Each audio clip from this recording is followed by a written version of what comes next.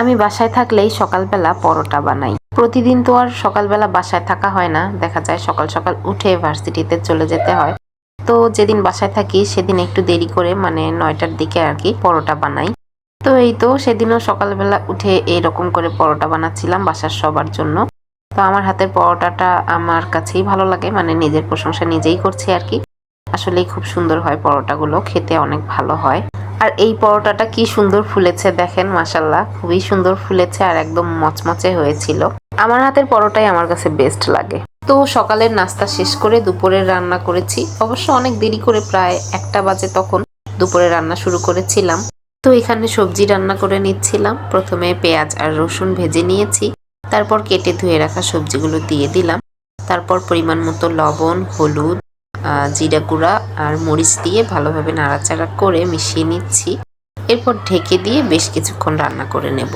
এখানে সম্ভবত মিষ্টি কুমড়া, বেগুন, আলু আর ধুন্দুল ছিল, তো এগুলো দিয়েই সবজিটা রান্না করে নিচ্ছি।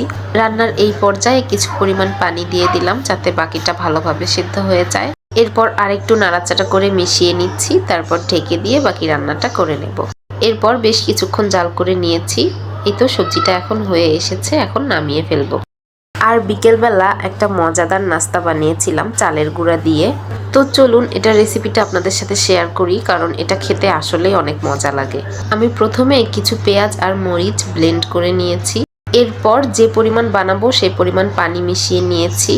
তারপর পরিমাণ মতো লবণ, হলুদ, মরিচের গুঁড়া, আদা রসুন বাটা, জিরার গুঁড়া দিয়ে ভালোভাবে মিক্স করে নিয়েছি। কিছু পরিমাণ ম্যাজিক মশলা দিয়েছি, এটা দিলে একটা ভালো ফ্লেভার আসে, ভালো লাগে। এরপর দিয়েছি হচ্ছে চালের গুঁড়া। আর ব্যাটারটা একটু পাতলা করেছি, ভিডিওতে দেখেই বুঝতে পারছেন কতটা পাতলা করেছি।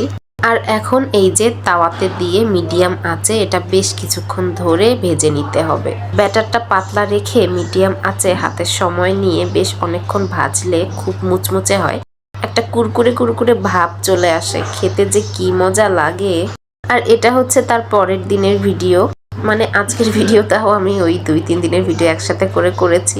তো আগের দিনের মাংস রান্না করা ছিল, সকালবেলা উঠে সেটা গরম করে আলাদা রেখে দিলাম। আর এখানে বুটের ডাল ছিল, তো সেটাও গরম করে নিচ্ছিলাম। সকালের নাস্তায় রুটি বা পরোটা দিয়ে বুটের ডাল খাওয়া হবে এই জন্য। আর এখানে গুঁড়া দুধ ঢেলে নিচ্ছি, প্রতিদিন যেহেতু চা খাওয়া হয় গুঁড়া দুধটা আমাদের রেগুলার লাগেই। এরপর এই যে পরোটা ভেজে নিচ্ছি, ওই যে বললাম না বুটের ডাল দিয়ে খাওয়া হবে, তো ওই দিন পরোটা করেছিলাম, পরোটা দিয়ে আর কি বুটের ডাল খাওয়া হয়েছিল সকালের নাস্তা হিসেবে। আর সাথে ছিল ডিম পোস্ট, তো এখানে ডিম পোস্টও করে নিচ্ছি।